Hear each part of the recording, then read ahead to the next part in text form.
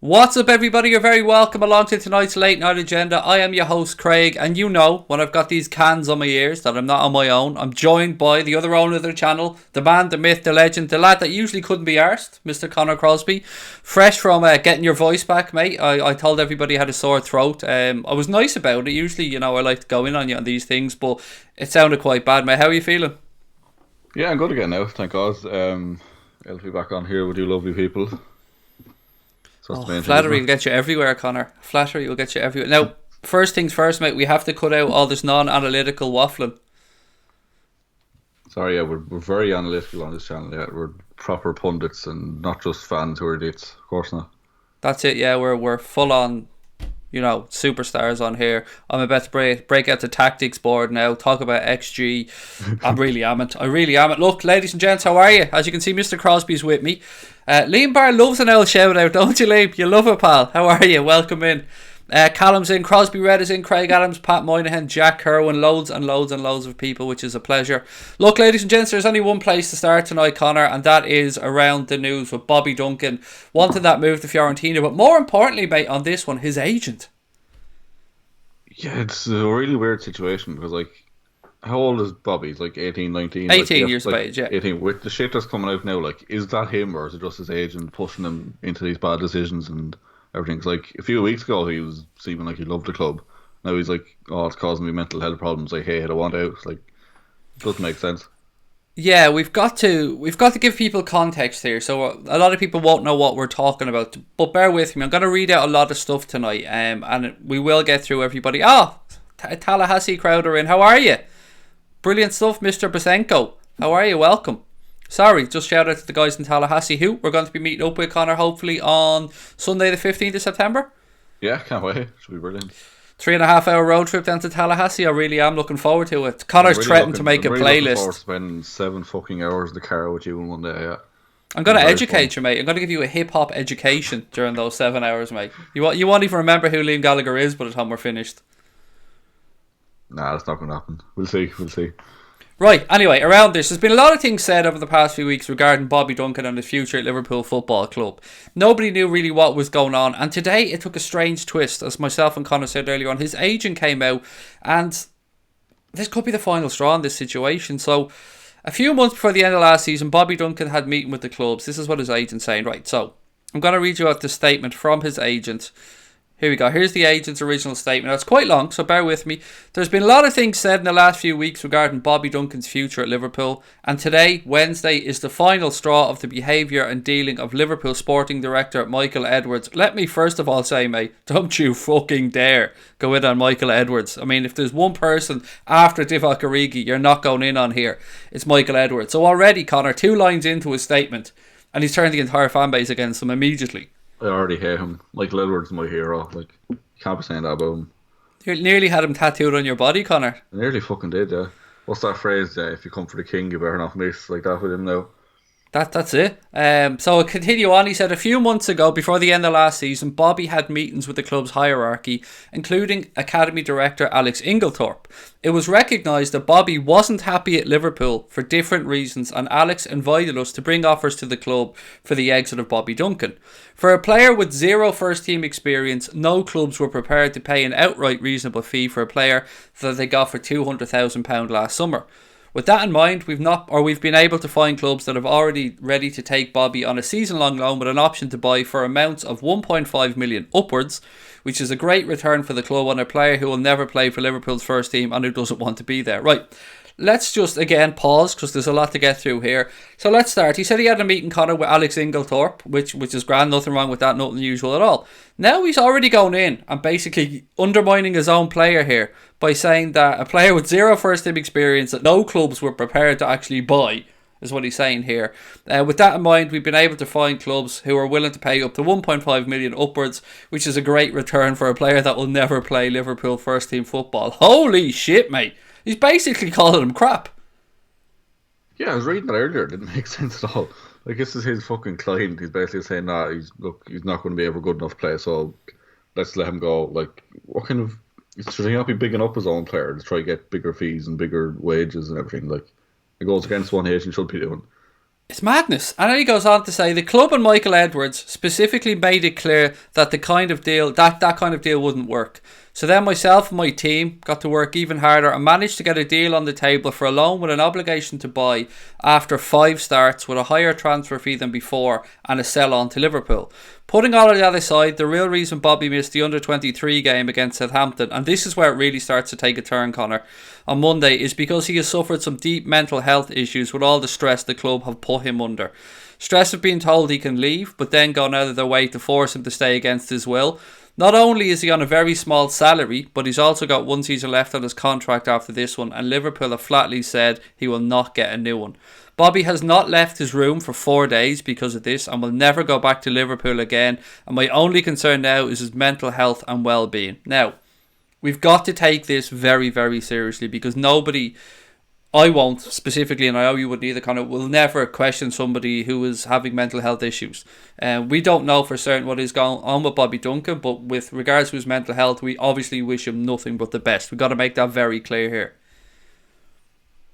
Yeah, obviously not going to take the piss out of that harangue. It's just for the stuff that came out then, everyone searching up his agents, old tweets and stuff he said about mental health. It makes you wonder if he's just making this show up just to get attention or make everyone feel bad just for a bare bargaining position, like. And again, we will get onto that again. So he said the Liverpool hierarchy have shown zero consideration to that and have gone as far as to saying in writing that they will punish him and make him stay at the club until January and beyond to teach him a lesson. This is not really dignified behaviour from a club with the rich history of Liverpool, and one of their greatest ever players, Steven Gerrard, happens to be Bobby's cousin. That's fucking ridiculous right there, by the way. There was absolutely no need to bring Gerrard into that whatsoever. The fact that he's Bobby Duncan's cousin makes no relevance to this situation at all. So he goes on to say, it's a sad state of affairs that a club such as Liverpool can be allowed to get away with mentally bullying and destroying the life of a young man such as Bobby. I know one thing for sure, and that is he's never gone back there again, and he's on such a small salary that no amount of fitness or fines will make a difference. In this situation, all that matters is the player's health, and in the case, Michael Edwards has totally ignored that because of his own stubbornness, and I really pray that this experience doesn't happen to any other young players. Now, Connor, we got to go through this bit by bit. Firstly, as we said, the mental health issue, I'm not going to undermine that. You're not going to undermine that. We don't know what's going on there. But there's a couple of things he said during this statement which are really, really undermining himself and his player. He's belittled the salary that Bobby Duncan is on. Like, he's moaned about the salary that the player's on. That's literally his fucking job.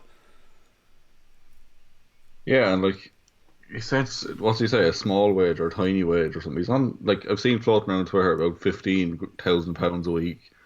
That's ridiculous money. That's like what someone would make in a year on the minimum wage. He's getting it every fucking week to play football. And he's giving out about not having enough money. Joe Barnes said, how many kids go through mental health issues when they don't get, or when they get told they're not good enough? It's a fair point, Joe. It's probably something that, and I know it's something that clubs do take into consideration these days. I mean, when they're letting players go, there is systems in place now, unlike years ago where players were just released. So it's a good point, Joe, and something that we'll actually touch on a little bit more. Now, it's only fair after reading that I read Liverpool's response to this, and then we'll get into the likes of the tweets and stuff that Connor was talking about. So, Liverpool Football Club statement responds. Liverpool released the following statement. Liverpool Football Club is aware and is disappointed by the unattributed comments and unfounded allegations that have been made in the media regarding one of our players. As the interests of the player in question are not best served by either inaccurate speculation, inflammatory statements or public discourse, we will not be making any further comments. We will, however, continue our efforts to work privately with the player to find a resolution that is best for all involved. Perfectly professional statement, Connor, that you'd expect from a football club. Yeah, big contrast, isn't there? Massive contrast there now. Amateur and stupid rant and just a proper professional statement. I want to pull something up from our very own Cash Boyle, something that I seen earlier on Twitter, and Cash can articulate this so much better than I can. She said, the Bobby Duncan situation is rank, however way you look at it. If he's suffering mentally, then that's an awful burden no matter what your salary.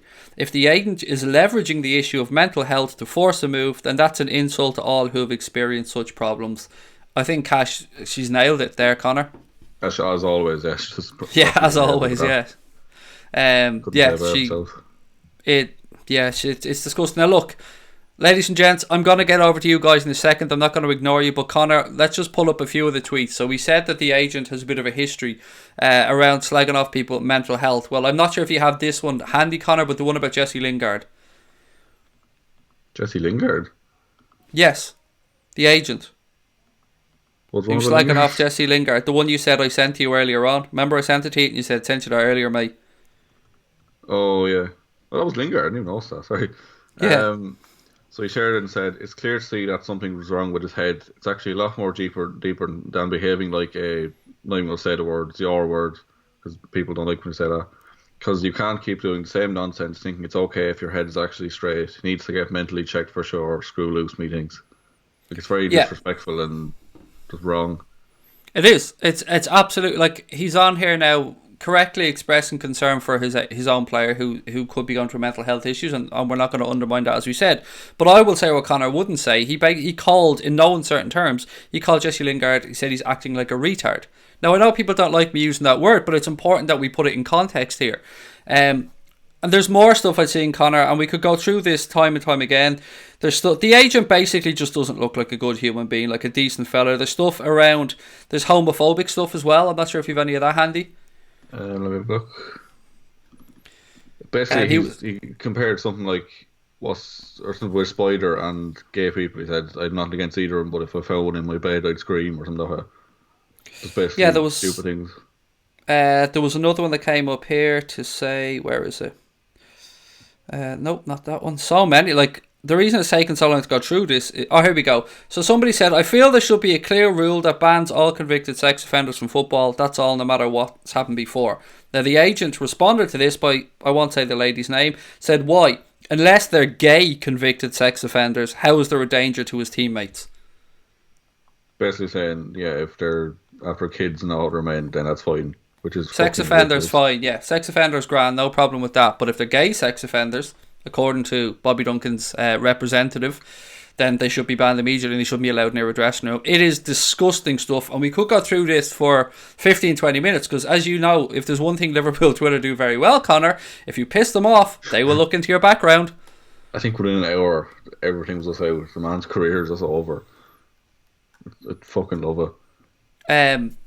Yeah, look, this is very unprofessional behaviour, and it goes even deeper. I mean, we could go on and on. Jamie Carragher got into it with this man on Twitter as well. And of course, immediately your man went to the lowest common denominator and said to Carragher, you've no right to say anything, you spat on somebody. To which Jamie Carragher, and I'm paraphrasing here, replied, I deeply regret that. I hurt myself more than anybody else there, and I've been trying to make up for my actions. Again, the type of answer kind of you'd expect from somebody who's professional. It's degrading. It undermines our football club. I mean, whatever we thought about the whole situation with Sterling's agent back in the day, this is a whole nother level, Connor. This is just disgusting. Yeah, there was a lot of talk about his agent back then, but it was nothing like homophobic or anything. He was just a dickhead. Like, even now, like, I know you could argue like these are really old tweets now and people had different attitudes years ago, but like some of these are actually from this year, like that Lingard one. That was like 2 months ago. So like he obviously hasn't even changed in the last few years, so he obviously is just still a dickhead. Bassett12 said Duncan's agent needs to be banned. Social media is the downfall of many morons who can't stop saying stupid things, said Paul B. And I agree with both. And Bassett12 makes a good point. This is not, Connor, the actions of somebody who is coming across as a professional here. And this is just from a quick look back through his Twitter account. I mean, look, we all say some crazy stuff on Twitter, but I would be ashamed if one of these tweets surfaced about me. Just one, with some of the stuff he said. There's sexist stuff as well. I could probably pull one up here really quickly. Yeah, there's one here. He has a picture of all the dishes in a sink and says, "Don't worry, lads, they're coming home." Yeah, and then another one to see. So where is it? Sorry. He said, "Women shouldn't get drunk if they risk the chance of compromising themselves." # why don't they get it? He's a fucking weirdo, like. That is, I don't know what to say about this. This man is disgusting. This man is no place. I hope, if anything comes of this, obviously I hope Bobby Duncan sacks his agent. And I don't want to comment on Bobby Duncan here because he has done the correct thing, Connor, in maintaining a dignified silence through this. It is weird though. Still, like, he blacked out his Twitter and took LFC of everything and not saying much. I don't know. I'm not saying that he's acted correctly, but what I'm saying is he hasn't come out with a public outburst, anything like his agent has. True. That makes me wonder, is the agent just trying to get him to do this? Is he kind of pushing him into a situation he doesn't want to be in? And what else is important to remember here is, even though Bobby Duncan has perhaps acted a bit petulantly in removing the stuff from his social media, he is 18 years of age. We've got to remember that here. He is 18 years of age. His agent is not. True. His agent's supposed to be like a guiding force. Yeah. He's supposed to be doing the proper things rather than... Phil Lindsay said, just get him and Bobby Duncan out of our club. At this point, I would say that there's many football clubs that will be looking at this situation and just flatly refusing to deal with this man going forward. Yeah, it's like Carragher was saying, he's going after Michael Edwards, probably the second highest up person in the club. He's having a go at him publicly. Why would any club want to deal with him? I'm sure they take Bobby Duncan, but why the hell would they want to work with this fella? Yeah, exactly. It's absolutely disgusting. And as I said, we could probably go through another 15 tweets from what I've seen today. We just haven't got the time to do it, nor the inclination to really give this man any more of a platform. We have to talk about it because it's surrounding our football club, and we were talking about Bobby Duncan and will he or won't he move abroad? Well, I don't know what's going to happen with regards to this, but it hasn't been a good day for the football club, Connor. I think we can say that, even though the football club have done nothing wrong here. I mean, this dickhead, and I'm going to call him a dickhead, is basically after trying to make out that Liverpool Football Club are bullies, Liverpool Football Club are liars, Liverpool Football Club and the hierarchy go back on their word, they bully young players, they make false promises. This is a player who, when he signed for Liverpool, I think, paraphrasing again, on his first game said, "So proud to finally wear the shirt I've always dreamt of wearing," something along those lines. Yeah, sure. Didn't he force a move from City just to move to us because he wanted us so badly? He's 18 years of age. He is progressing, scoring a fair amount of goals himself and Glatzel in the underage level. But I don't know what he wants from this situation, Connor. I mean, again, we don't know what's been told to him behind closed doors. But what we do know for certain is that young players who the club believe in have been shown a pathway through. Trent's done it. Larouchi's got his opportunities this summer.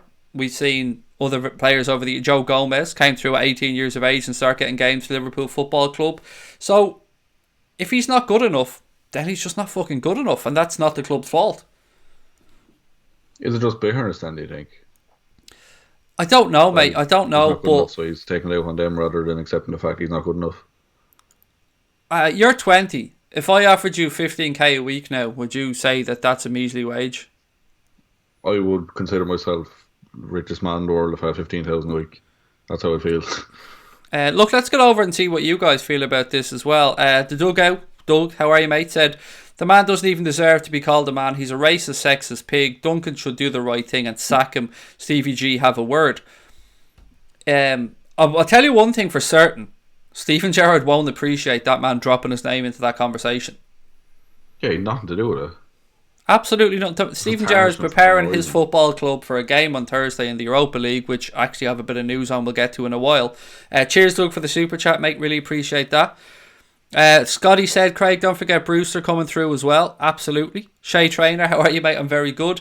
Bassett said, I doubt Gerrard will get involved. He won't, but he'll be annoyed, Bassett, mate, that his name was dropped into this unnecessarily.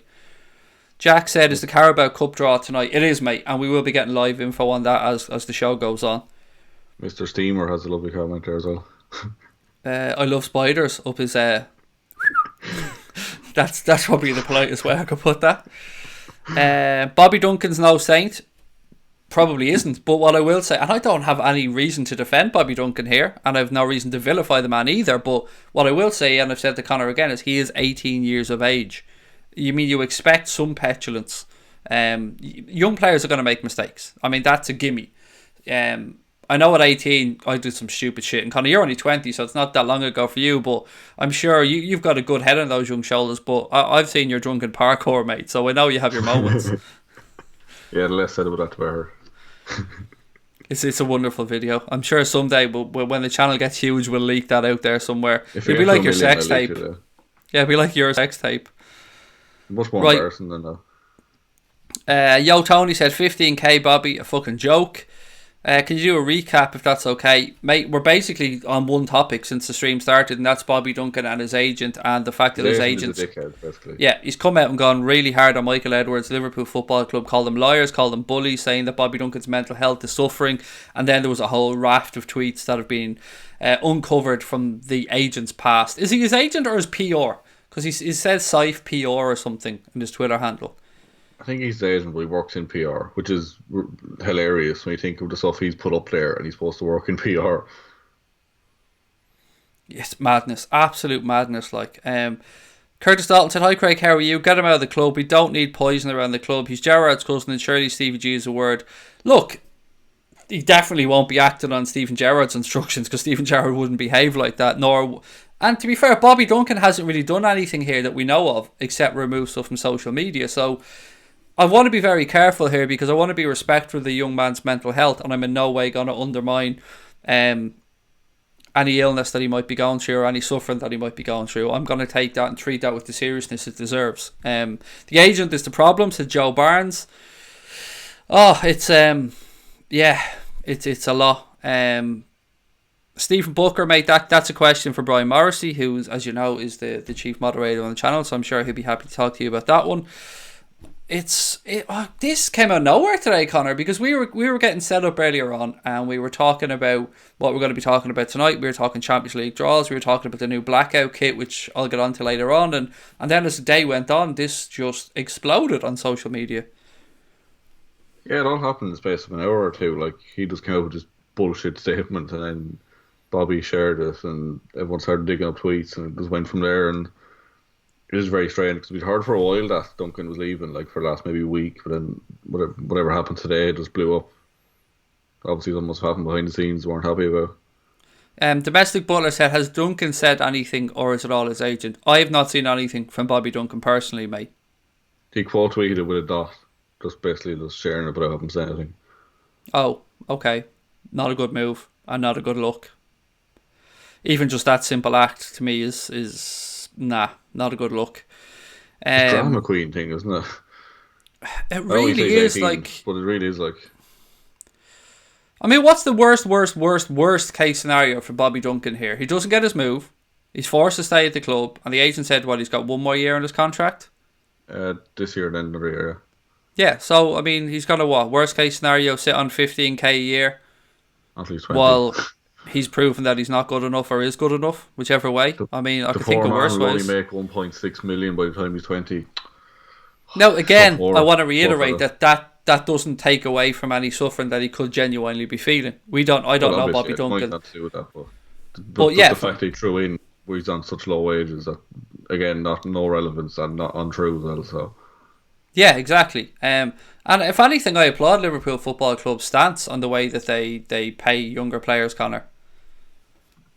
Yeah, because I think, do we have a cap on what we pay young players, or do we just generally keep I it do, low? but I think, and I could be wrong here, and I would, any help from the chat would be appreciated. I think he has a professional contract where I think we have a cap of an annual salary contract for academy contracts. Yeah, like he's on good money. Like, people forget that it's probably not much. £750,000 a year.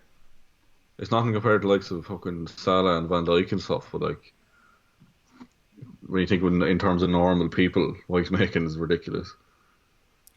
Yeah, it is. For a young man that has probably 14 years of a career ahead of him, maybe 15 years. It's I don't know what the rush is. I don't understand it. It's just wrong. It just feels wrong. More than him, to be honest. I think he's being shoved into this. Yasser said, worst case scenario, his agent misses out on a big backhander from the Italians. It's look, if Bobby Duncan has anything about him, and I will say this, if he's anything about him, he will get rid of that fucking horrendous human being that he has as an agent right now. It's that's I'm sure, I don't know Bobby Duncan's family, but I'm sure that they will have seen the tweets that have been shared today by Liverpool Football Club's supporters on Twitter of what this man has said. And even putting aside he's Bobby Duncan's agent, I mean, he should have a place in football. No, we speak openly on this stream time and time again about not wanting to have homophobia, of having bigotry, of having anybody belittled for their sexual orientation, for their race, their religion, anything. It's disgusting. It drives me mad. It makes my skin crawl. And then this fucker, who is a professional agent and openly putting this stuff, why the fuck haven't Twitter removed his blue tick for a start? I imagine at least one or two of those comments over the years would have been reported. It seems like when you get a blue spanner on Twitter, you get away with literally anything. How did he even get one? He's not exactly famous or anything. Yeah, I don't know. Fraud. What's this? The cop counter said, I honestly feel so sorry for Bobby Duncan. I feel his agent has taken advantage of the young lad and should be disgusted with himself. I agree. Fair to say his agent's career is over, said Mr. A. Sacked them both, said Nia 1. Jeremiah said, how would not offering a new contract to a player be bullying? Why is that the word being used? It's a very, very fair point, Jeremiah. Yeah, why are they saying bullying, Connor? Whatever about saying lying, if they want to come out and they believe that they were told one thing and something else is happening, I mean, that's fair enough, but that is, again, a gripe that should be kept behind closed doors. But to label the club as bullying, especially in this day and age, when that is a trigger word. Yeah, like bullying is repetitive negative behaviour. This is like one incident, and like you said, like all that's happened is that we've said no new contracts. This is what you've signed up to do. This is what we're doing. Like, I don't get it. I think they're just throwing toys after pram, really. I'm going to keep Sky Sports open here to get the old EFL Cup draw, because we're live. That's happening as we're live on stream. Oh, and I will be live streaming the Champions League draw tomorrow. I should say that as well, from 5 p.m.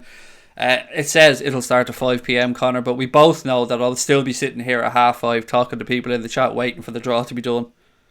No, you'd be still sitting there about 6:30. It's that long usually. Yeah, they're not great with it, are they? They do about 3 and they go to some bullshit fucking sponsor or dance or some weird shit in the middle of it. Like, they drag these things out way too much. Right, I'm waiting for the old draw to take place. I think there's probably a few games still ongoing. I have it open here, so when the draw starts, I will keep everybody updated on what's going on. Bob Jones said, Sives taught me a lesson. If I get turned down by a company for a job, I shall be calling them buddies.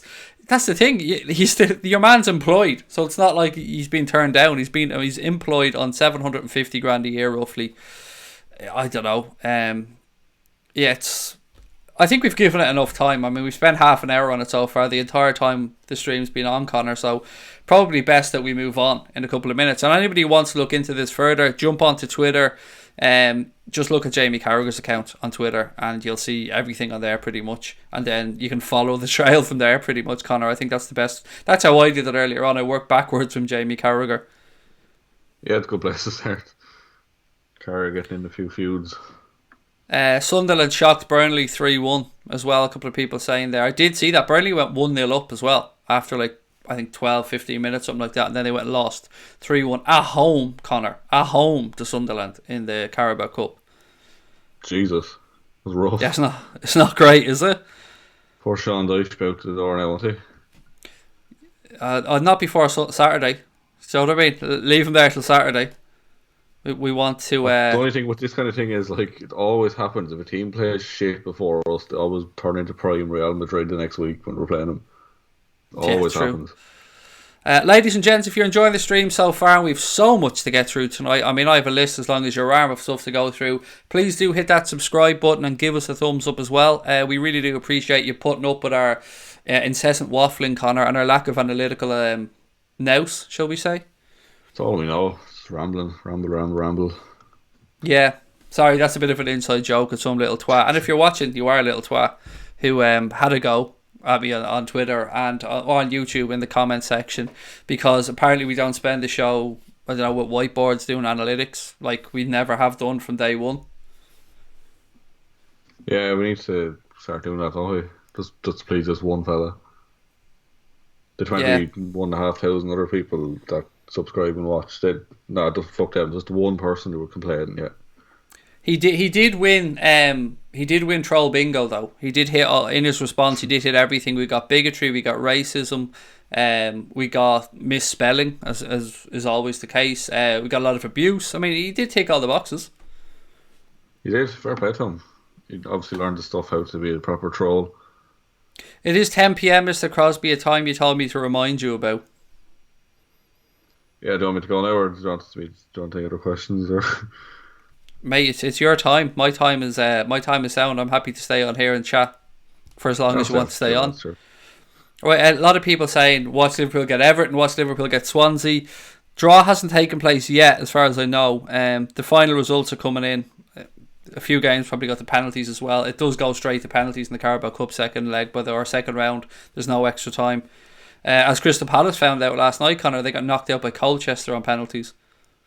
Didn't see that. That's mad. There's always a few teams get knocked out by that. Like, I fucking had money on Palace when the penalties. Yeah. I mean, they can't even win a penalty shootout. Do you know what I mean? Jesus. Actually, while I have you on, Mr. Crosby, we haven't spoken about Football Index since you've been on. I keep threatening people. I know you haven't got your portfolio open in front of you, but how are you finding Football Index? Yes, really good. It's interesting because you kind of just like back yourself on like who you think's going to be good. So like if you think you're knowledgeable, then you might make a few quids or lose a few quids. I always like to question people on this. What's your tactic on there? Are you somebody who likes to look for young up and coming players? Or are you somebody who likes to hit up the likes of say Neymar or the bigger players who, you know, are probably going to do well throughout the season and have their value increase? I'd say a mixture of both really. It's like the top players get more dividends, so you get a bit more money that way, but in like long term it's always good to have a few stocks in fucking Brewster, maybe them kind of players you know are going to be top players in a couple of years and value's only going to go up.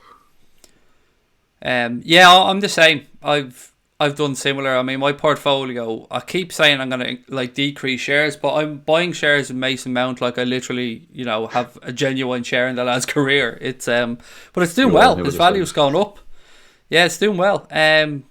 Yeah, it's something that I said before, Connor. It is a gambling product, by the way. I got to make that clear. 18 plus, UK and Irish residents only. If you want to sign up to it, if you want to give it a bash, there is a link in the description below. See what I did there, Connor? I actually said description. Fair play. You didn't say notes like you always do. Yeah, I always say stream notes and he always has a go. But yeah, there is a link in the description below. And if you want to sign up as well and get the benefits that we've spoken about before, such as 10% extra on your purchases in your first month, use the code AA on sign up as well. And you'll also get a guarantee from Football Index to cover your losses in your first month up to £1,000, Connor. I always laugh when I say that because the thoughts of somebody actually being able to lose £1,000 in a month would shock me. Yeah, unless you bought like all the shares in one player and then God forbid something very bad happened to him. Like you just went through it all on Jack Butland. Jesus, yeah. He's having a fucking mare at the minute, an absolute mare.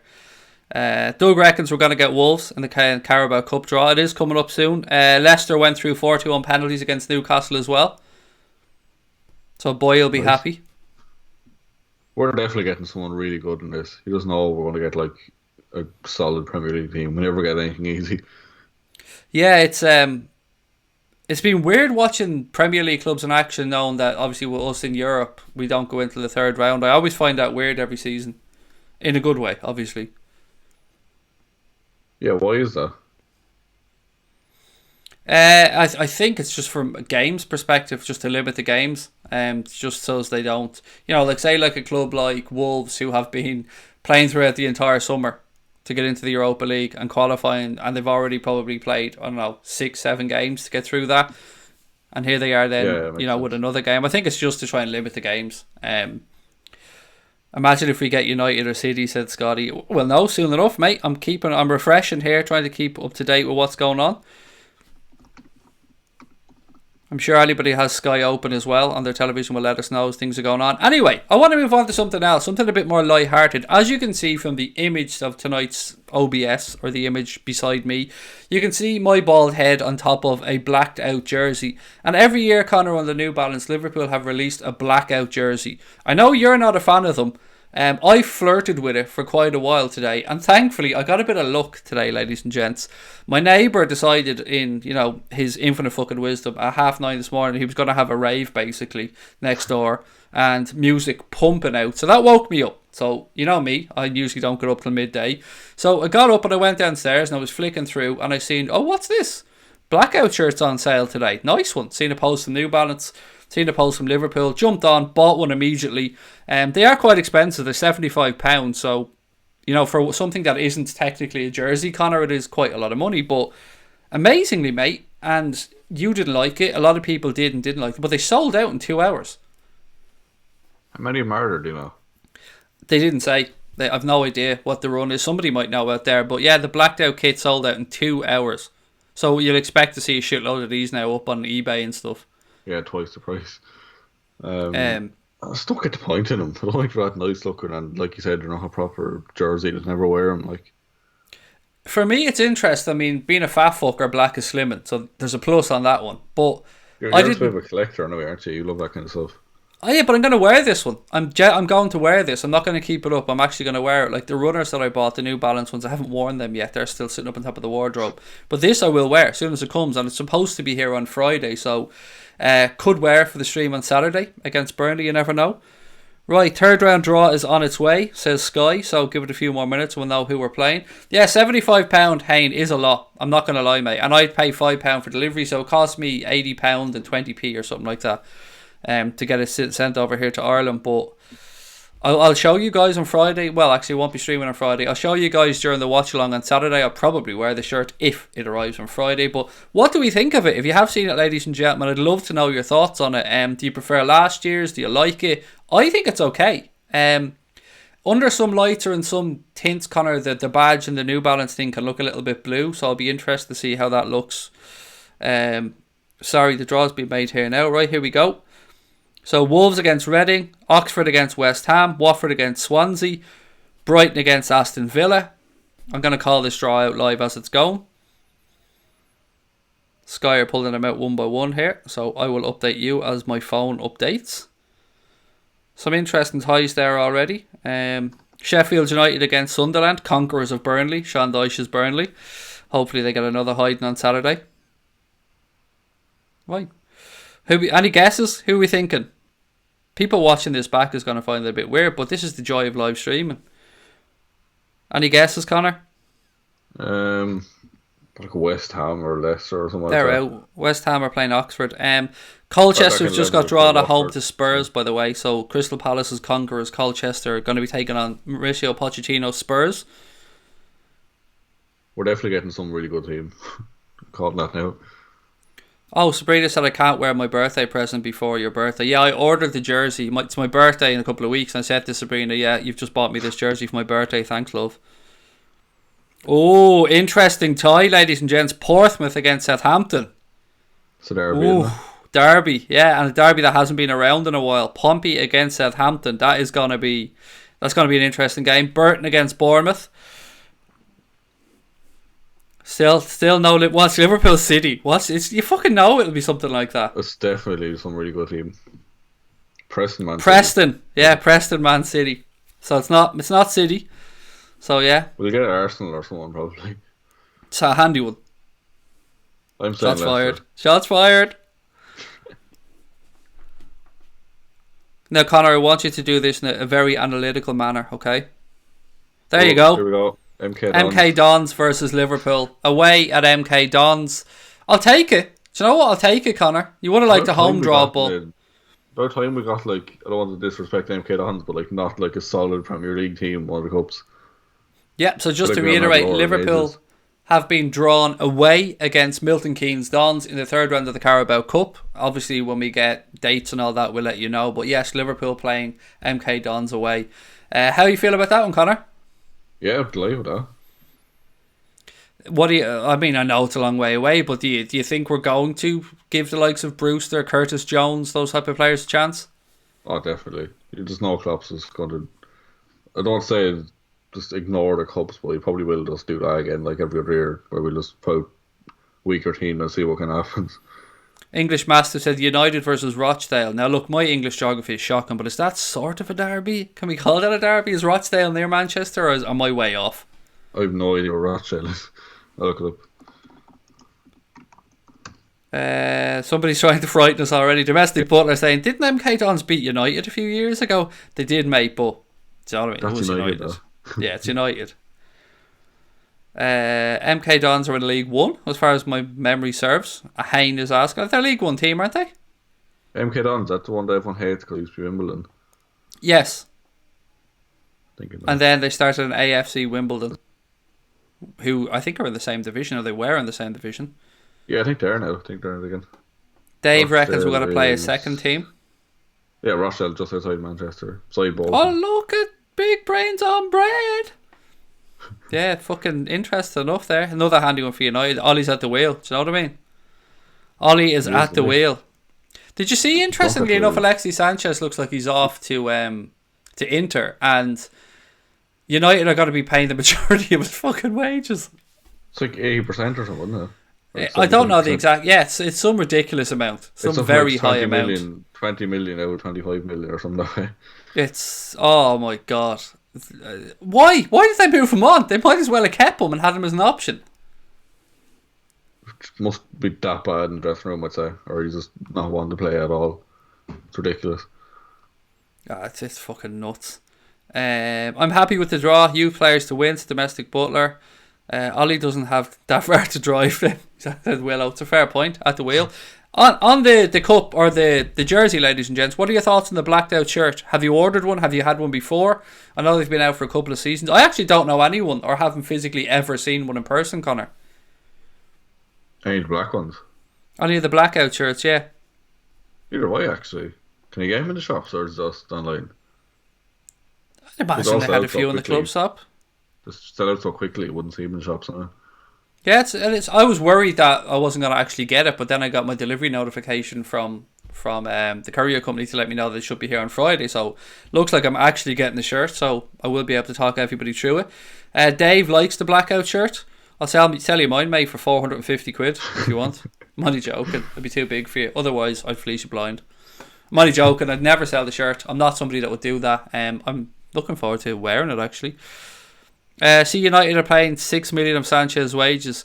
Yeah, see, it's more than that, Bassett, mate. It's a lot more than that. They're trying to say, from the post I'd seen, they're trying to say that the account they posted said that his total wage is 230 grand a week, and that United are paying X amount of that.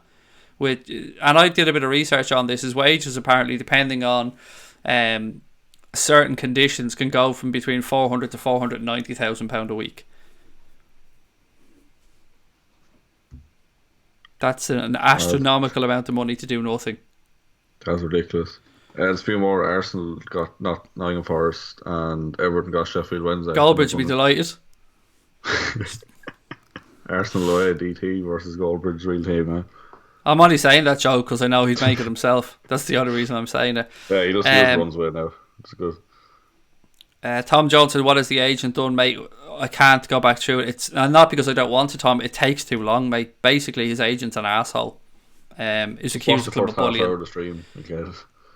Craig, you're looking very well in the blackout kit. Yeah, that's genuinely me as well. The tattoos I wear are fake. They're that is me there, leaning against the wall there, as you do. Looking all bald and slim and I wish that was fucking me. I'd be going around shirtless if that was me on every stream.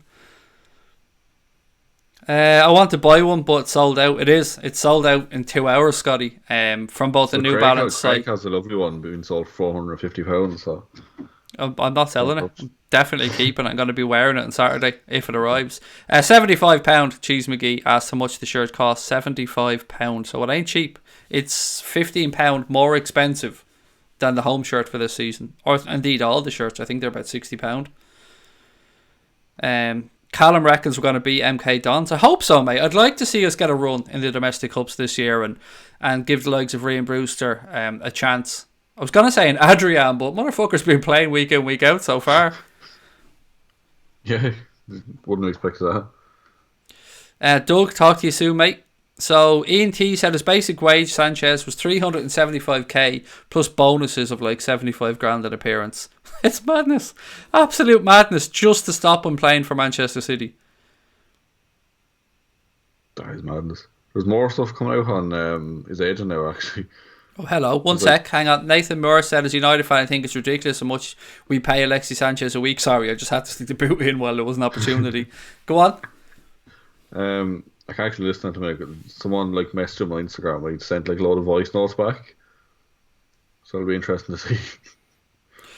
John Hamilton said he's already seen the Liverpool blackout shirt, limited edition, size large, for £203 on a site somewhere. That's ridiculous.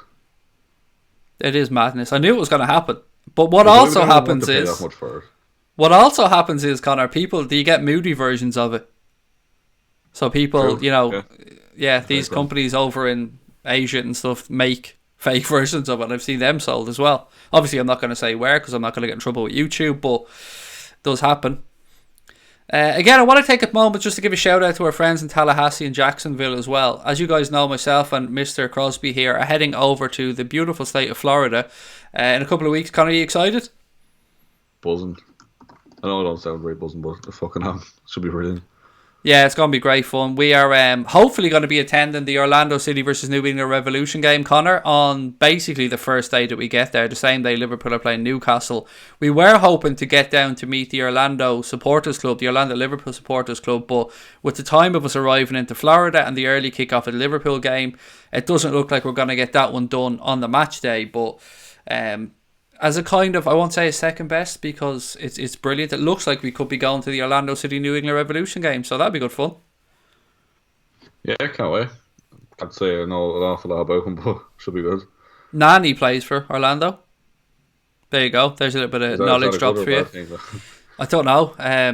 Yeah, Dominic Dwyer, star centre forward as well for Orlando City, dropping a little bit of MLS knowledge there on you.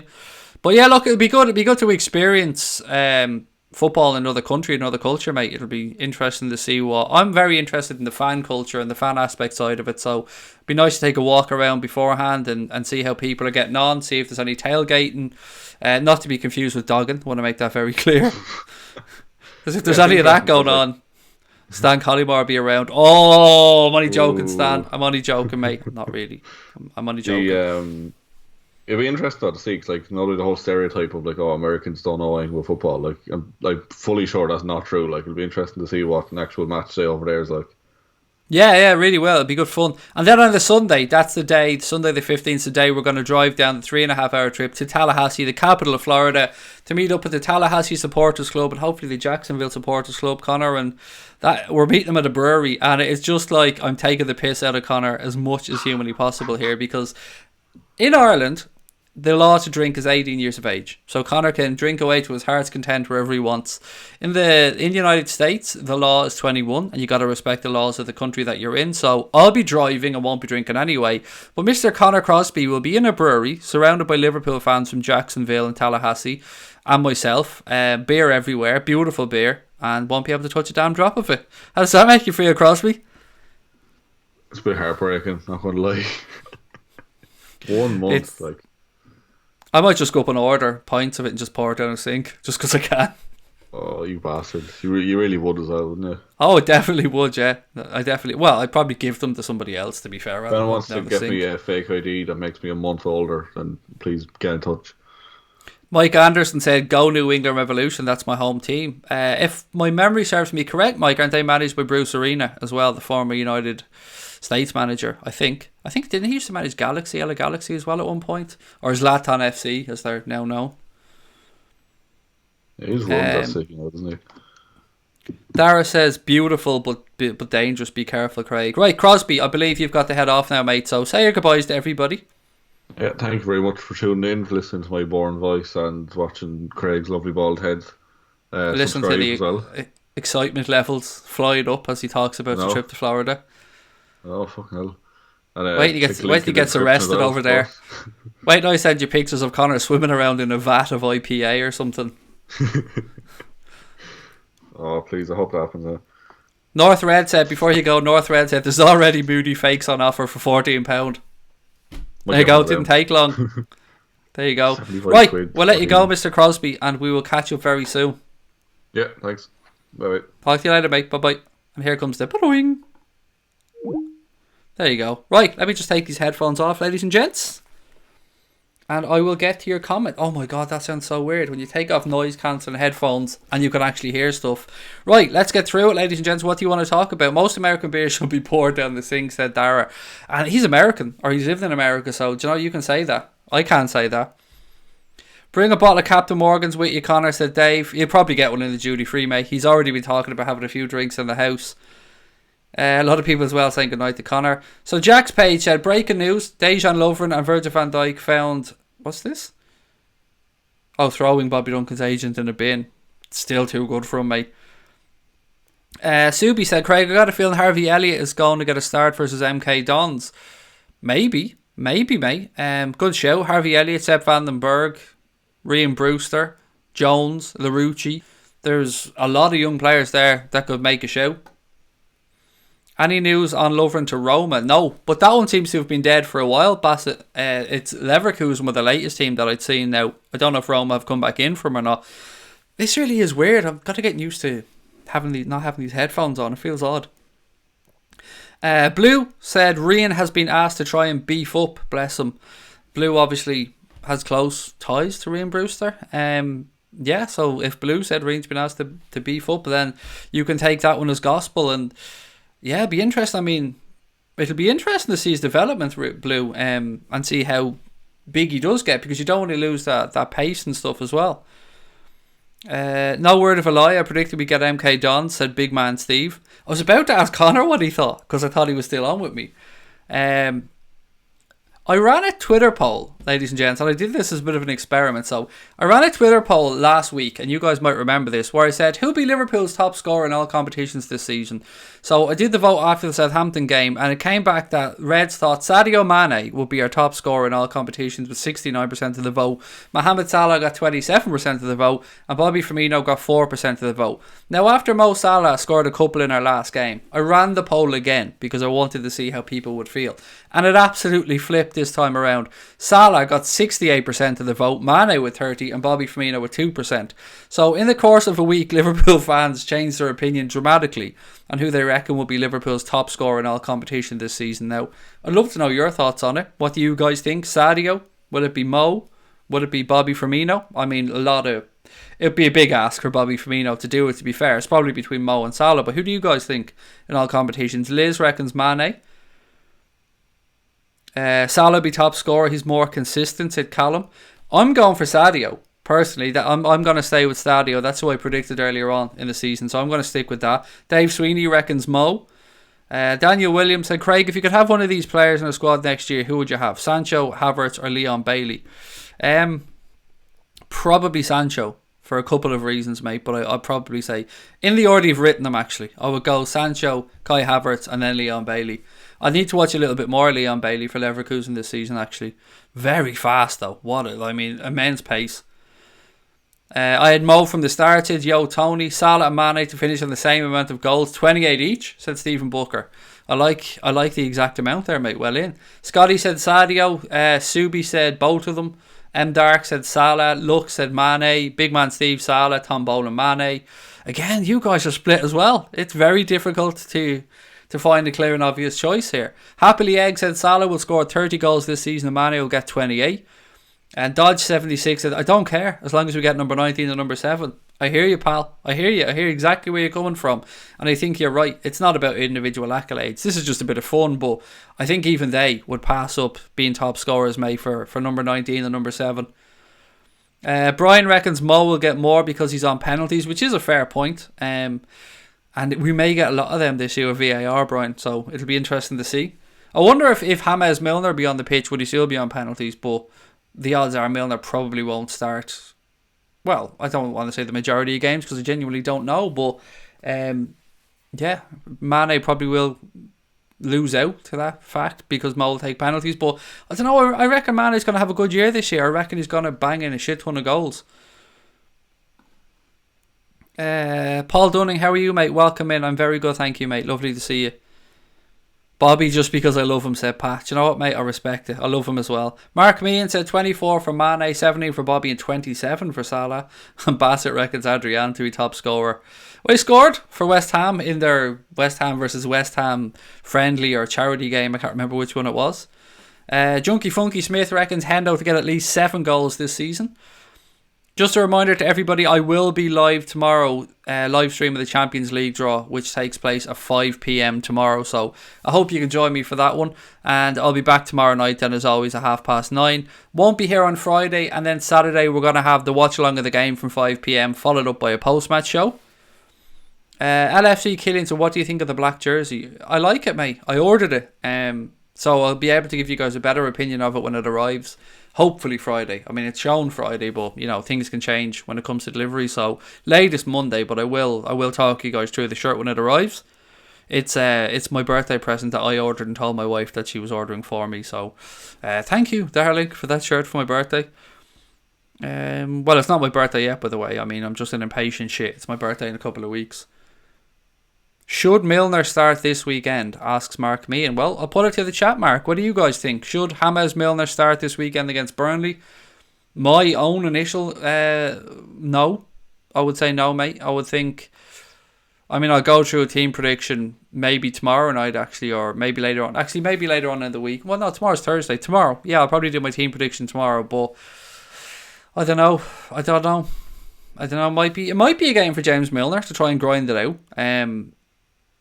It depends what type of midfield we're going to go with, whether he's going to try an industrious, hard-working midfield, or whether he's going to try for that creativity with perhaps Oxlade-Chamberlain, or whether he'll stick with Gini Wijnaldum. Kyle said Craig 7 times doesn't have a ring to it, but we'll have to get used to it. Yeah, we'll figure something out, Kyle, mate. You know, Liverpool fans, they are a creative bunch. Again, my daughter loves messaging me when I'm on live streams. She knows I'm on live streams. Joanne said not on Friday. No, Joanne. I'm going to take some more time off over the next while. For those of you who follow me on Twitter will know that I haven't been going through the greatest of times lately. I haven't been in a good place, so I was going to take longer off, but I'm going to try and stagger it so as I get some rest because I need it. I'm not in a great place at the minute in the old noggin, but always happy to come on and chat, so it does cheer me up when I come on and talk to everybody. Callum said, why sell it for £75? It's a bit too much. Mate, I hear you. Why not £60? The same as the other shirt. I absolutely get where you're coming from. It's my birthday soon, said Joe Tony. Happy birthday to you, buddy. I want to ask you how old you are. That's for you to keep to yourself. Craig, do you think Graham Carey is good, who's really good at Plymouth? Bassett, I haven't got a clue. I'd be lying to you, mate. I'm going to just have to pass on that one, mate. I've no idea. Doing a watch along for the Champions League draw. Yes, Joshua, starting tomorrow at 5 o'clock. When's my birthday? September the 11th. It's not a great date, is it? It was, up until obviously the tragedy that happened. Yeah, September the 11th, mate. Interestingly enough, my auntie has the same birthday. Any watch along tomorrow for the Champions League? Yeah, as I said, I will be doing a watch along of the draw, 5 p.m. tomorrow. God knows how long that draw will take. I mean, you know what these things with UEFA, they're never quick. No, the draw is definitely tomorrow, Mark. The draw is 100% happening on Thursday, tomorrow, 5 o'clock. We'll grind out a result on Saturday. Milner will be good, said Hayne. I think grinding out is probably a good way of describing it. It's what we're going to have to do when you come up against Burnley away like that. It's never usually pretty. Sarabia said, I got the full away kit, so happy. Nice one, mate, congrats. My little dude got it as well, he loves it. I don't really like white shirts too much, but yeah, my little dude loves it. Jersey Boy said, we're playing MK Dons in the Carabao Cup. Yeah, we spoke about that a little bit earlier, mate. We were live actually as the draw happened, and yeah, it's not the worst draw. It would have been nice to have it at home, but it'll be a good experience for the team that Kloppo puts out. Stephen said, Craig, that shirt is way too small for my ego and would make me look like Batman. Yeah, I mean, extra large is my size, mate, and I managed to grab one in extra large, so I was delighted to actually get one. John put the link in for the Champions League draw there, so everybody has the information on it. Thank you very much. And we will go through the groups. I have the pots here if anybody's interested. Actually, I do have an image here with the pots on it, so we can talk you through what pots and what teams are in what pots. So look, might as well go through it if that's okay with everybody. If you've got a couple of minutes, we still have plenty of time on the stream tonight, ladies and gents. 45 minutes to go before we finish up, so loads of time to get your comments in. Right, so in pot number 1, the top seeds, obviously Liverpool being defending champions 6 times and all that. We are in pot number 1 along with Chelsea, Barcelona, Bayern Munich, Juventus, Manchester City, Paris Saint-Germain, and Zenit St. Petersburg. So for people who ask why some of these teams are in there, like the likes of, say, Zenit St. Petersburg, you win your national championship, you win your league, you go into pot number 1. In pot number 2 then, which is where it starts to get really interesting because you can already see some difficult games coming up here. So in pot number 2, there's Real Madrid, Atletico Madrid, Borussia Dortmund, Napoli, Shakhtar, Spurs, Ajax and Benfica. Now obviously in that pot, Liverpool can't be drawn against Spurs because English clubs can't be drawn in the same groups. So one team from pot number 1, one from pot 2, 1, 3, 1, 4. So pot number 3 consists of Lyon, Bayer Leverkusen, Salzburg, Olympiacos or Krasnodar, depending on who had have gone through, and if I remember correctly, that was Olympiacos. Bruges, Valencia, Inter Milan, and then Zagreb or Rosenborg. Pot number 4, Lokomotiv Moscow, Young Boys of Bern or Red Star, and it was Red Star that went through there. Genk, Galatasaray, Leipzig, Slavia Prague, Atalanta and Lille. So look, let's do a worst case scenario draw here. So let's say Liverpool end up with Real Madrid. Who else would be difficult? Real Madrid, Inter Milan and Leipzig. That would be a difficult enough group. That would probably be one of the worst case scenarios. Best case scenario, Benfica, Liverpool, Benfica, let's say Dynamo Zagreb and Lille would be interesting, I suppose. What are you guys hoping for? What group would you like? What group would you not like? Any teams that you're looking to avoid? Again, it's important to remember that we can't be drawn against clubs from the same country, so no English teams, no Spanish teams and Spanish teams. You know where I'm going with this one. Bassett said I want Atletico Madrid, Lyon and Galatasaray. Jack's Page would love Real Madrid. We are the worst case scenario. Oh, Brad, mate, I fucking love that. I love that, Brad. We are the worst case scenario. Well in, mate. I mean, that is perfect, pal. What pot are the Manx in? Which Manx? The Reds? They're in the Thursday night, Coronation Street, Emmerdale. They're in that pot, mate. City are in pot number 1. Haynes said I wouldn't want Atletico. Yeah, I mean, difficult 2 games, definitely there. But look, pretty much everybody in pot 2 will be difficult. So we could get Real Madrid, Atletico, Dortmund, Napoli, Shakhtar, Ajax, Benfica. Yeah, probably take Benfica if you could pick one from there. You mean, you might say Shakhtar, but it's a long way to travel as well. Lux did a dummy run, got Dortmund, Olympiacos and Galatasaray. Wouldn't be the worst of them, mate. And a game against Dortmund, I think, would be, or 2 games against Dortmund would be very welcome by Liverpool fans. Malcolm said Anfield is Europe's most feared ground, and rightly so, pal. Rightly so. Casper reckons Lille, Dortmund and Young Boys of Bern. Did they go through or did they get knocked out, Young Boys? I can't remember. They must have gone through, mate, if you said that they're there. No, they got knocked out, didn't they? Did Red Star knocked them out, didn't they? I'm sure Red Star knocked them out, but you know me and my memory, it's shocking. Callum said, you see Liverpool versus MK Dons. We did, mate, in the El Carabao Cup 3rd round, Liverpool away against MK Dons. Liverpool are the team everyone wants to avoid, said Germanus. And you're right, mate, we are defending champions, back-to-back finalists. You can understand why nobody would want to draw us. I mean, remember last year, Napoli's president lost his mind when he found out we were in pot 3 and they got drawn against us. Cheese McGee said, don't really care who we get this season, but I bet most teams won't want us. I absolutely agree. I agree with you, mate, definitely. I mean, as I said before, when the draw was being made for the knockout stages last season, beIN Sports had they had one of the correspondents who were over in Spain, and he was saying that none of the Spanish teams want Liverpool. It's probably one of the worst draws that they could get. That's how highly we are regarded around Europe, and rightly so. And as somebody pointed out earlier on, Anfield on a European night. Best of luck. Stevie Richards said, Craig, Galatasaray was my team when I lived in Turkey. I'd like to get them. Yeah, it's been a while, hasn't it? It's been a while since we came up against Galatasaray.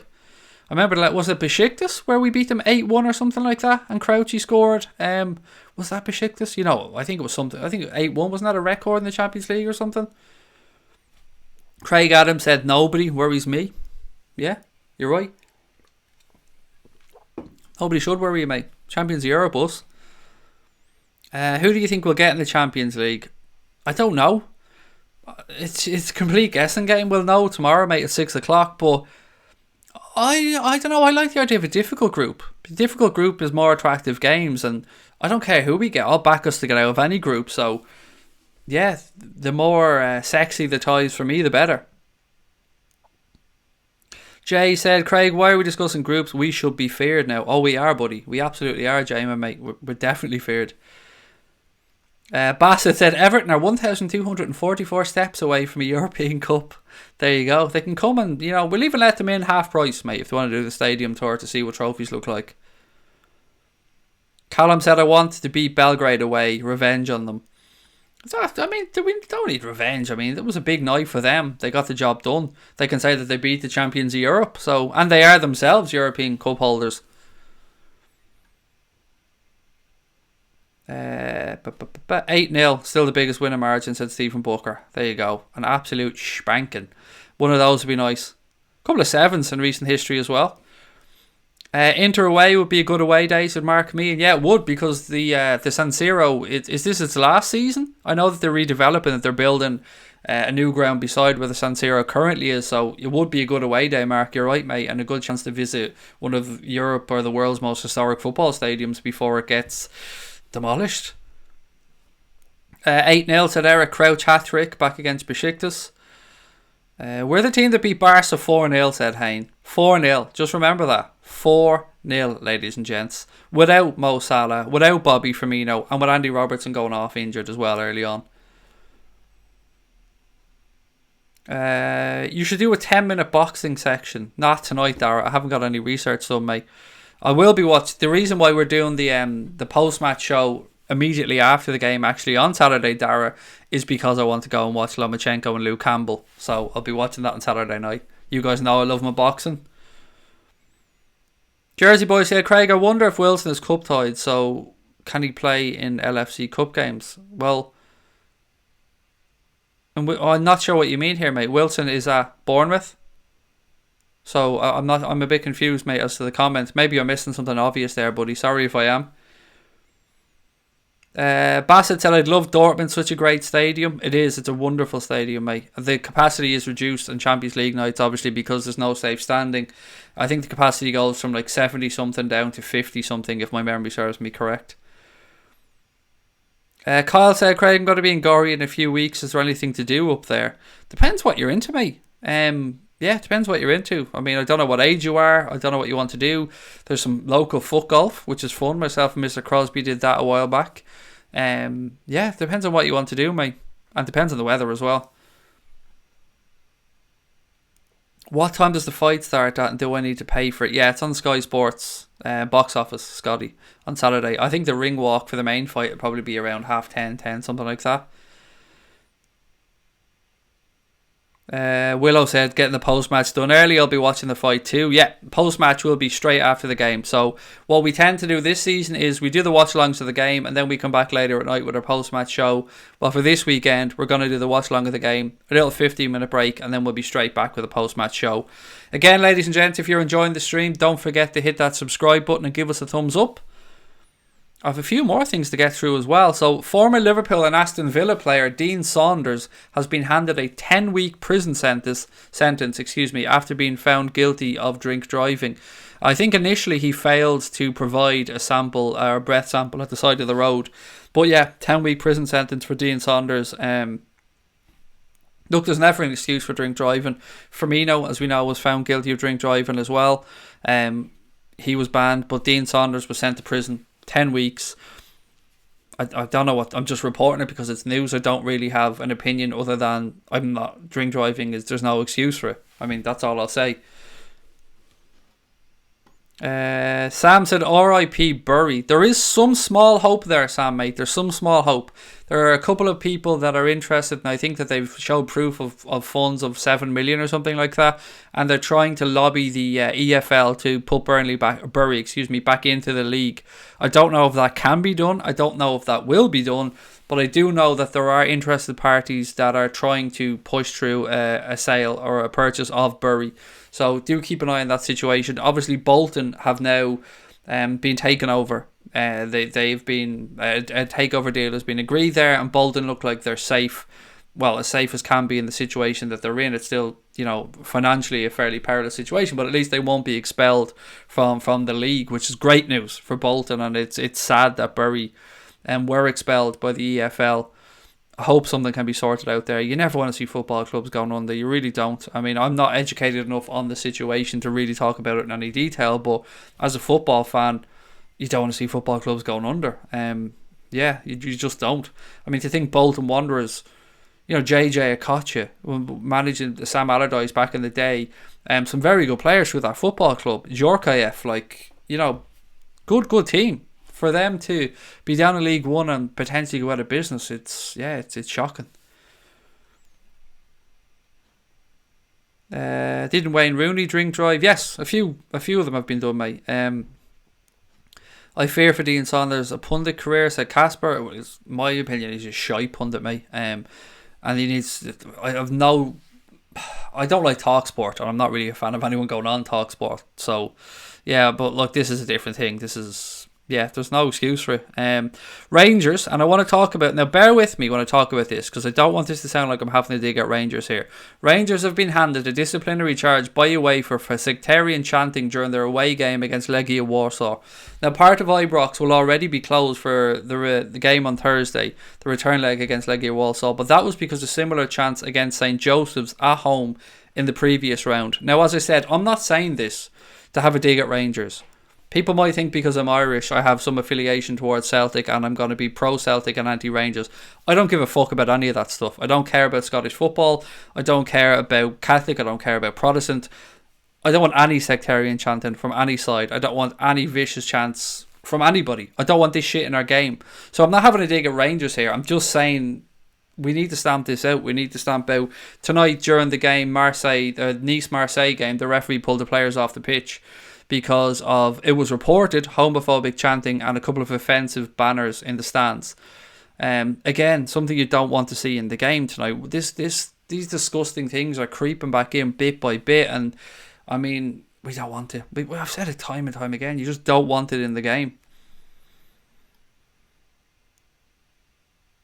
Okay, what else we got? Don't know what I'd do without a football team. Imagine though Liverpool, said Sam. Mate, we're on the brink. We're on the brink of administration, if you remember, before the purchase went through.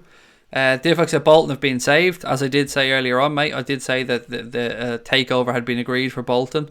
But there's still, a takeover's been agreed, but they still have to sort out the finances, and fingers crossed they can. He's brutal as a commentator, one of the most stupid commentators I've ever heard, said Skipper Dog. Well, he did come out with the fucking beauty that Liverpool should look at signing Wayne Rooney this season because he still had something to offer. Absolutely ridiculous. Like, why the fuck would you say that? Bagsy said, Craig, people are worried about Klopp leaving in 2022, but there's a certain Rangers manager that can replace him. Look, we spoke in depth the other night, mate, about the situation with Klopp's contract. For me, Gerrard needs to go to a higher level club after Rangers before coming to Liverpool, if that's going to be the case, and prove himself. It's not just a case of him going there and automatically getting the Liverpool job. He has to prove himself. When Steven Gerrard may or may not come into Liverpool, if Klopp leaves in 2022, then the club are going to be flying high. The club are going to be in a good place, and we need to keep it there and push on. So we need to make sure that whoever the next manager might be, if Jurgen Klopp does move on in 2022, if it's Pep Linders, if it's Steven Gerrard, whoever it might be, it needs to be the right man for the club. It needs to be somebody with the wherewithal to do the job properly. And for me, you can't go straight from Rangers to Liverpool. That's my opinion on it. As much as I love Steven Gerrard and definitely hope to see him managing the club someday, I would like to see him move on and get more experience at a higher level before coming to Liverpool. What do you think of Liverpool's fans' outrage over Martin Tyler's commentary of the second Salah goal? They said he was too unimpressed. I haven't heard it, Jack, because remember when I watched the games, mate, I watched them with no commentary on, and because of copyright, and I can't have audio on the pods when I'm on the streams when I'm doing them, I don't have it on, so I haven't watched it back with his commentary on it. I've seen the goal, but I haven't listened to the commentary on it because I just watched the goal on my phone or something. Any news on Dejan Lovren? No, Casper, not that I've heard, mate, nothing at all. Kyle said, did you hear what the Bury owner said? Was this about not knowing that Bury even had a football club in the town before he bought them? If that's what you're talking about, the radio interview, yeah, it's not a good look, mate, is it? And thankfully, he will no longer be the Bury owner soon. Yeah. So Bassett said, Timo Werner has hinted he might play abroad in the future, so maybe we'll sign him. As I reported earlier on in the week, Timo Werner signed a contract extension at RB Leipzig, but it is widely believed that there's a release clause in that contract of somewhere in and around 30 million euro. So definitely still an affordable fee. Willow said, chanting like that is disgraceful. We all have our own thoughts on our religions. I'm orange. Again, I think you're being Protestant there for people that don't understand. But I still wouldn't go and sing stuff like that, especially at a football match. Look, there's no place for it in society, anywhere, as you said, Willow. Whether you're Catholic, whether you're Protestant, whatever. I mean, it's just wrong. You're there to watch football. You're there to... There's impressionable kids around. And I'm not having a dig at Rangers. As I said, I'm not a Celtic fan. I have no affiliation to either club. Curtis Dalton said Sturridge could make his debut tomorrow. I hope he succeeds in Turkey. Obviously, he made a move to Trabzonspor. So, yeah, it'll be interesting to see how that gets on. Or how that works out, I should say. How Sturridge gets on. Happily Egg said, don't say what if there was no Liverpool. Yeah, we don't want to think about that. Thankfully, we don't have to think about that, mate. But, you know, we can't just be ignorant to these things happening around us as well. Now, I know some people make the argument that, well, how could Manchester United and Manchester City sit back and watch Bury and watch Bury and Bolton, clubs that are close enough to them, go into that situation? Well, I suppose the train of thought there is that it's not really their responsibility. Now, I know that sounds harsh, but bear with me. If a club like Manchester United or Manchester City came in and bailed out Bury, which of course they would have the funds to, they're basically just... How do I say this without sounding harsh? They're rewarding bad ownership and bailing somebody out.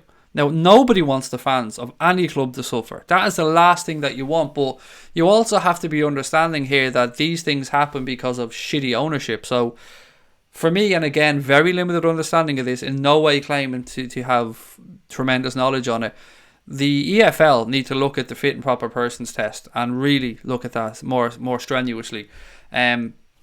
I seen something on Sky, and you know, for all their faults, and I do moan about Sky on here a lot, occasionally you do get a piece of information that's decent on there. So I was watching a show last night about the situations at Bury and Bolton, and they put up a stat showing the amount of income that is spent on wages, and this was really, really interesting. Now bear with me and I'll go through it. Let me just pull up the info here. So here we go. Let me turn my phone sideways and get this up. Right, so these stats, original ones, are from 2016-2017. So as a percentage of revenue to what was spent on wages, Premier League clubs, the Big Six, spent 51.01% of their income on wages in 26-17. The rest of the Premier League were slightly higher at 59.05%. But when you drop down to the Championship clubs in 2016-2017 were spending 99% of their income, of all revenue brought in, on wages. 99%. That's unsustainable, and we're only at the Championship level then.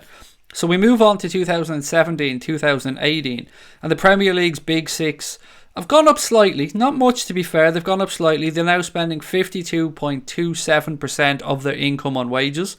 The rest of the Premier League, they've had an 8% rise. They're up to 67% of their income on wages. But where it gets scary is when you drop down. The Championship, 106%. 106%. Championship clubs, on average, in 2017-2018, were spending more money on wages than they were bringing into the clubs. That's not sustainable. Right there. And that's Championship. That's just one level below the Premier League. Is that a gamble by these clubs to try and get to the riches of the Premier League? Probably in some cases. But it's unsustainable. You go to League One then, 94% of their income, which is the highest ever, has been spent on wages.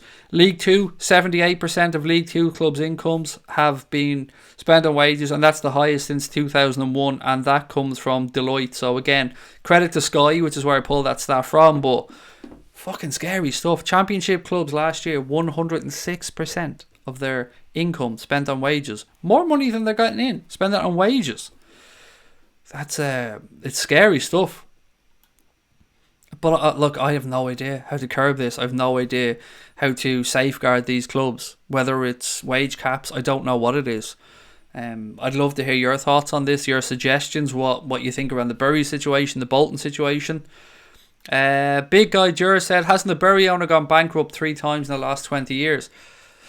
I read somewhere, and I don't know the exact numbers, but let's say he was involved in 20-something clubs, like 70 or 20-something businesses. 70 or 80% of those businesses were at one time apparently in administration or in liquidation, something along those lines. Like, yeah, he has a checkered past. Saw that tattoo, Craig. Fascinating. I saw that too. I don't know where I read tattoo. Sorry, Tess. Ruined your comment there. It is. It's fascinating, Tess, and scary at the same time. Brian Morrissey said, the idea that Steven Gerrard could be even close to qualified to take over at Liverpool after Klopp is either hilarious or terrifying, depending on what kind of mood you're in. I'm of the mindset that I love Steven Gerrard. As I've said this time and time again. I mean, you walk into my house, the first thing you'll see is a Steven Gerrard frame shirt on the wall. Love the man. Would love to have a manager football club one day. But it has to be the right day. And like Brian, I don't think that day is close yet. Popeye Doyle said it needs to start from the grassroots of football. The money side of football has gone mad. Well, I can't argue with that, mate. Their money in football is absolutely ridiculous. When you're seeing Harry Maguire, and this is the top level, 80 million for Harry Maguire. It's madness. That's why there should be a wages cap, said Michael Murphy. The wage cap, unfortunately, may have to become a thing again, said that was not the deal. LFC 1892 said, I'd like to see Stevie G at Newcastle when the inevitable happens and Steve Bruce gets sacked. I don't know, would he work with Mike Ashley though? That's the thing. I wouldn't like to see him working with his hands tied behind his back like that. The likes of, and these clubs, I'm not saying are going to be looking for managers, I'm just saying size of club wise, Leicester, Wolves, Newcastle, if maybe with new owners. I mean, they're the types of club I would perhaps like to see Stevie G, ones that are pushing towards challenging for European places. Sam said Klopp's the best manager in the world, mate. I'm with you. You don't have to convince me, buddy. I'm right behind you. Iranian Pride said, thank you, sir. I'm sure one of the Everton owners is Iranian. Oh, I don't know. Actually, you would know better than me, Iranian Pride. I'm not even going to guess as to the Everton's owner's nationality. Danny James said, you lot must be mad. Which Stephen to manage Liverpool in his dreams? Would we get beaten to bits? I don't even make that sentence, doesn't even make sense. I don't know what you're trying to say there. I think you're trying to say wanting Stephen to manage Liverpool would be mad at this moment in time. We can't do an Ole and just bring in an inexperienced manager, said Nathan Wright. Again, with Frank Lampard as well at Chelsea was a massive roll of the dice for them, although that situation is a little bit different because Lampard knew he was going to have a transfer ban for a couple of windows to come in, so he knew he'd no choice but to work with the players that were at the club and the younger players that were there as well. The Cup Council said, happy with MK Dons in the Cup. Hopefully we'll see Kian Hoover, Sepp van den Berg get some first team game time. Burnley played a strong team tonight, Craig. I know it's early for you, but just surely an easy 3 points for us considering our week's rest. What's your thoughts? I'm always nervous playing Burnley, Curtis. I'm not going to lie, mate. An early goal in that game for us will do my nerves the world of good. We should beat them. Even away. You're right, they did have a game tonight.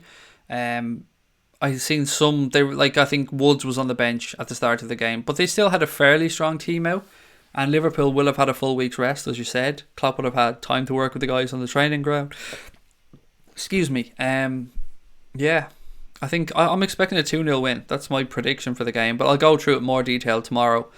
I'll do my predicted team. We'll talk about the Champions League draw. Loads of stuff coming up tomorrow night. And just a reminder, as I said, we will be covering the Champions League group stages draw from 5 PM live tomorrow on the channel. So we'll be on at 5 and then back on at 9:30. Who doesn't love Stevie G, said Scotty. I think he needs a smaller club first before a bigger club like us. What's going on with this player? Which player, Sam? Which player are you looking to find out about, mate? We're due a clean sheet, said Elijah John 5. Mate, I would bite your hand off now for a clean sheet.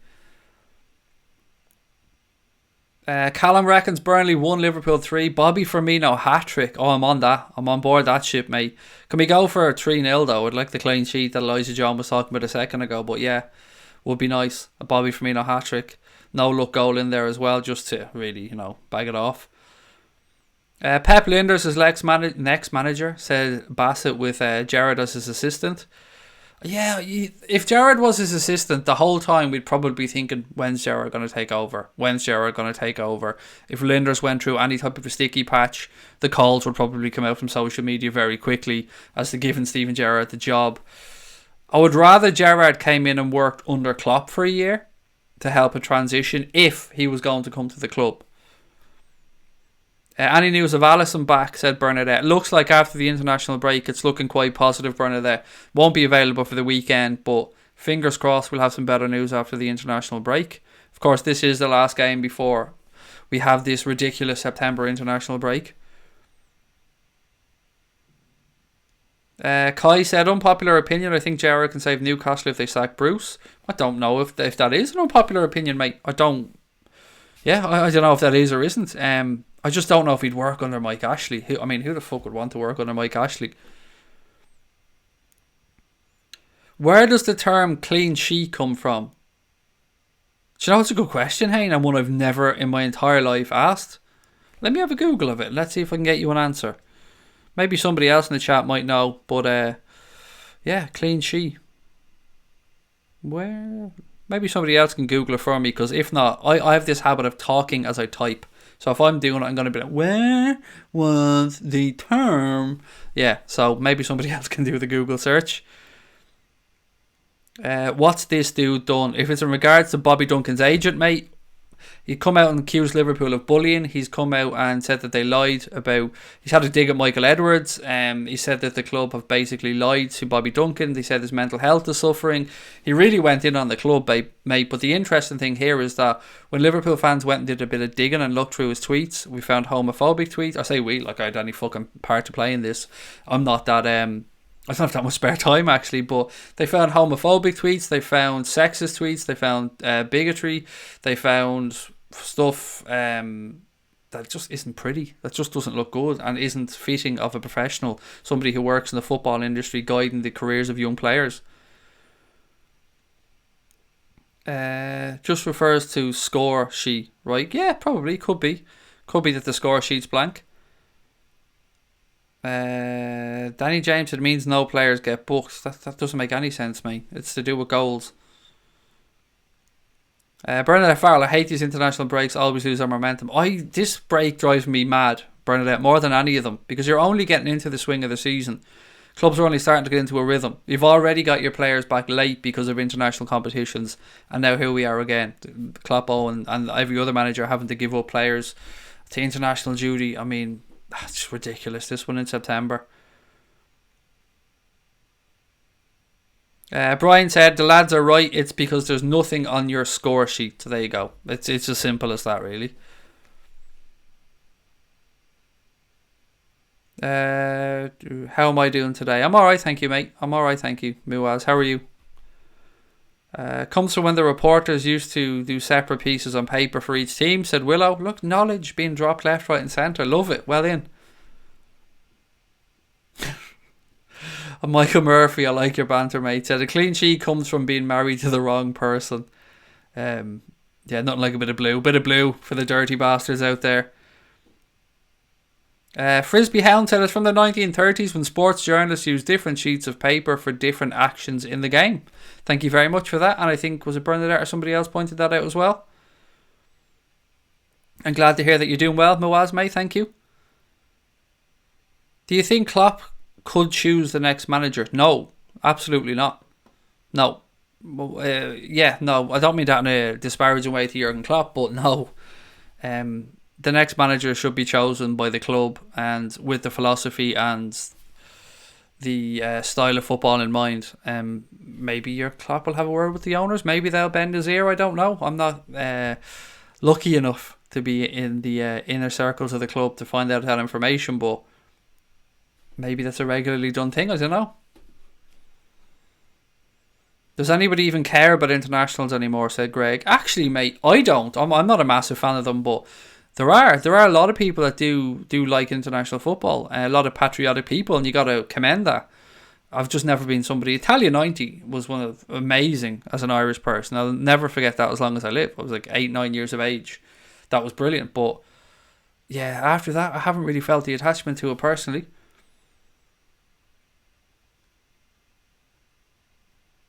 2 down, 3 to go, said Tarabi. I don't know what that means.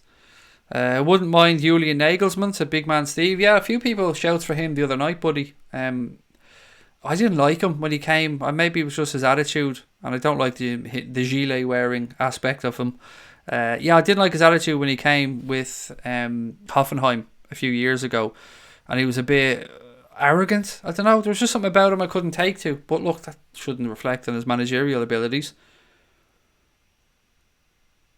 Glenn said, love the show, mate. How do you feel about the Club World Cup? Worried about the extra games, to be honest. Is it a trophy worth throwing everything into? Thank you for the super chat, Jordan, mate. On the World Club Cup, I very much care about it for a couple of reasons. Firstly, Jordan, mate, it's a trophy Liverpool have never won. So it's always nice to add a new one into the trophy cabinet. Also, if Liverpool were to go and win it, mate, and it is a maximum of 2 games, it's important to remember that, we will be the first English club to hold the Champions League, the Super Cup and the World Club Cup at the one time. And then, there's a little bit of a Brucey bonus, you get that sexy gold badge as well, the World Club Cup badge. So, I would like to win it. I think we will take it seriously. How people treat the cup, I suppose, is a personal thing, if they think it's a major achievement or not. Now, I wouldn't go as far as to even dare say anything along the lines of treble when you're talking about holding the 3 competitions at once, but it is nice, and it would be nice to win a trophy that we've never won before. So from that point, buddy, I would like us to win it. Travelling over there in December, in peak period of the season, I get the worries around that, but Brian Morrissey did a bit of research on this before, and all in all, English clubs that have gone and played in the World Club Championship, it hasn't seemed to have a detrimental effect on their league form. So take that into consideration, because I would have assumed it would have. Personally, I would have thought that it would have had a massive impact, but apparently the statistics show from Brian's research, or Brian's looking into it, that it hasn't had a negative impact really on clubs that have gone and played in it. So fingers crossed. I'd like us, and winning breeds winning, mate, as well, and collecting silverware becomes a habit and a mindset. So winning mentality monsters, to borrow a phrase. Will it affect the Premier League games? I've just kind of gone through that part there, Scotty. Sorry, I probably should have read that out before I did it. Nathan said, the international break isn't that bad as Trent goes over to Sterling and whispers in his ear, we've won it 6 times. Yeah, I mean, do love a bit of banter like that, to be fair. South American clubs go all out for the Club World Cup, said Greg Duffy. Yeah, they do. They treat it very seriously, mate. You're right. When do you think Bruce will get his opportunity like Klopp said that he will? Could be the MK Dons game, Curtis. Could be as a substitute when we're a couple of goals up. It could be due to injuries. I mean, we're going to have to just wait and see, I suppose, how the season pans out. But like you and many other Liverpool fans, Curtis, I'm eagerly awaiting Ryan Brewster. But one thing we can say about Jurgen Klopp is that he tends to time these things right when he drops players in like that. Remember when we signed Robbo, when we signed Alex Oxlade-Chamberlain. Now, I know this is a little bit different because it's a younger player coming through, but Klopp tends to know when a player's ready, and usually they hit the ground running when he introduces them. Kai said, hope Liverpool never win the league. Okay, mate, great, we get it. You're not a Liverpool fan, brilliant. We're going to win the league at some point, so, it's going to happen, buddy. Craig, would make an ultimate lineup with players that have won the Champions League with us. Who would you have and why? Oh, mate, again, that's too much. I'm an hour and a half into a stream. My mind's already doing, I don't know, circles. I'm so tired. That's one I'd have to sit down with a pen and paper and go through, because I'd have to go back through the 70s, the 80s. I could probably do one from the noughties on, but yeah, it is definitely something I could do again, but just remind me to do it, because it's a good subject and something I wouldn't mind chatting about. Seahawk said, we have a strong and professional backroom team and the club will ensure players are rested around the Club World Cup. Exactly. Probably a bit of a weakened side in the semi-final. Kind of rolling the dice that you get through, and then keep the first teamers, or the majority of them, ready for the final if you get there, and hope that we get there, of course. We need Alonso as next manager. There's no way Xabi Alonso is going to be ready by 2022, mate, to come and manage Liverpool when he hasn't even started his managerial career properly. But look, love Xabi Alonso, and definitely somebody that will probably go far in the game, in the coaching side of it. Daniel Eatwell said, as Man United fan, I want Liverpool to lose in the Club World Cup, especially because we're still the only English club to have won it. Yeah, I get that, mate. And if the roles were reversed, I would be saying the very same thing to you. So I do get where you're coming from. And I've no problem, by the way, with United fans or opposition fans coming in, addressing things the way Daniel has there. Respectfully, bit of banter, bit of fun, nothing wrong with it. You're all very welcome in. We should have a podcast on the subject. You'd be surprised, mate. What I and you find interesting, a lot of people will just find boring. We've done this before. Somebody recommended to me that I do a section on kits and favourite kits over the years, and I'd love to do it, but in the past they've tended to have not done great numbers wise when you do these type of things. But the conversations, mate, I would love to have. Oh, I'm going on a podcast, I think, on Sunday as well, a non-Anfield agenda-based podcast. I was invited onto the Cop On podcast to have a chat with the guys on Sunday, so I will let you guys know when and where you can listen to that one. Very much looking forward to it. I haven't done pods in a while. I mean, non-YouTube, just off this channel. I think the last pod I did was with Lee Chappie, Leicester City fan, when Brendan Rodgers came as their manager. Obviously I've done a few on here, but I do love podcasts, so I'm looking forward to going and having a chat with the guys.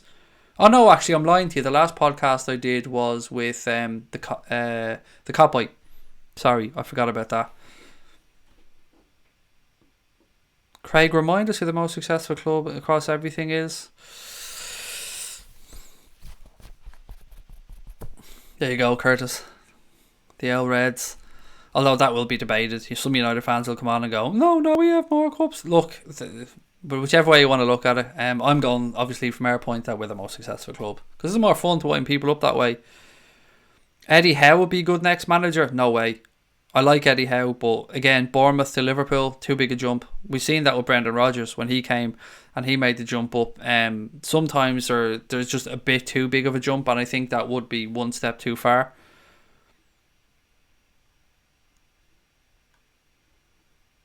As a Liverpool fan, I hope United don't get top 6 and City don't win the Champions League because no Manchester, or because United can't win it, said Yo Tony.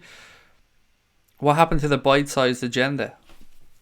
Time and news. There has to be news, Jack, as well. Connor only said that to me today, and it is something we will get doing. Maybe on the days, like on Friday, for instance, if I have time, I'll do a bite-sized agenda, a little small. We're going to make smaller content going forward. So what I've decided to do after we come back from Florida is we're going to go every second night. We're going to do a half-hour, 35-minute stream only. And then we'll do the full hour and 45 minutes every second day.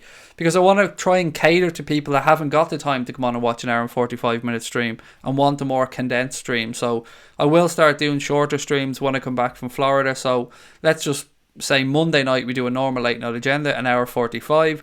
Tuesday night then we'll do a 30 to 40 minute late night agenda. Same type of thing, live, interactive, just shorter content times. And it'll allow me to get some more rest as well, because I can't do 7 nights a week, sometimes 3-4 hours a day, because I'll just be mentally exhausted and I'll be no use to you guys.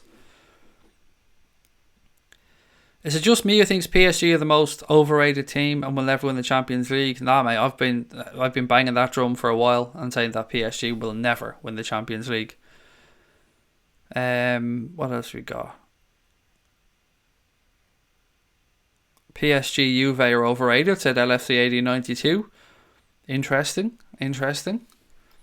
Juventus, I don't know. I think Juventus, pushing aside the Ronaldo thing and what people's thoughts are there, I think Juventus, they're a team that can do damage, very difficult to play against, and I rate them. PSG, they're a good side, but it's just their mentality when they really put up against it that always seems to let them down. Who's your favourite LFC player and favourite outside of Liverpool? My favourite Liverpool player at the moment is Bobby Firmino, Sam. My favourite of all time is Robbie Fowler. My favourite player outside of Liverpool in the world right now, obviously I'm a Messi fan. I've never hidden that. I think Lionel Messi is the greatest footballer of our generation. I've said I think very highly of Kevin De Bruyne as well. I think he's an excellent footballer.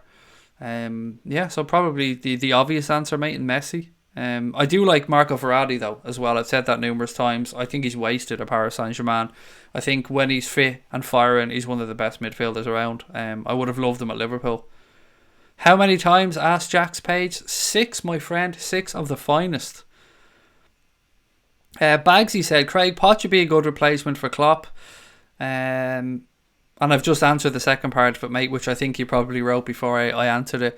I like Mauricio Pochettino as a manager. I actually had a conversation with a few people on Twitter about this the other day. Some people rate him, some people don't. I do. I rate Mauricio Pochettino. I think he's done an excellent job at Spurs with the limited funds that he's had up until this summer.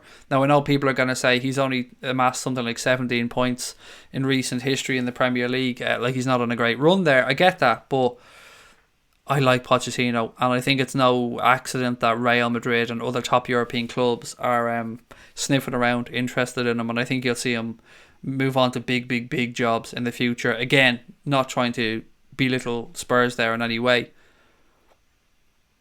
Popeye said Juventus is going to be a dangerous team in the Champions League. Can't say how much I appreciate your stream, said Tess. Thanks so much. Today I'm packing up my house before the movers come. I'm glad you were here to keep me company. Well, look, Tess, I've said this many times. Well, thank you so much, honestly, for your kind words. These streams do as much for me and have helped me over the 20 months or so we've been doing them. As I said to you, at the moment, I'm going through a pretty bad time. I'm not in a good headspace, and I didn't want to come on and do streams. I was going to say that Connor was going to take 2 weeks off, but I didn't want to let people down, and I'm glad I came on. And people who follow me on Twitter will know what I'm talking about here. I've put up a post saying that, it's no secret that I go and see a psychologist every Tuesday. I've spoken about that openly on the streams, and it's a massive help to me in my life. But these streams, tests, they do a lot for me, and the love and the support that I've gotten from people over the years, and the fun and the enjoyment and the banter and the knowledge. You guys do as much for us as we can ever do for you. So never any need to thank me or to thank Connor. It's a group effort, has been from day one, and it's what we've tried to build on here from day number one, that this is a community of people who love chatting about the Reds. Nobody's an expert, which is why I laughed at that idiot's comment saying we need to be more analytical. That's not what we fucking do on here. It's never been what we've done on here. If you want good analytical content, there's some great stuff out there. The Anfield Wrap, some amazing shows on there. The Tuesday Review, brilliant. The Redmen TV, again, some great content on there.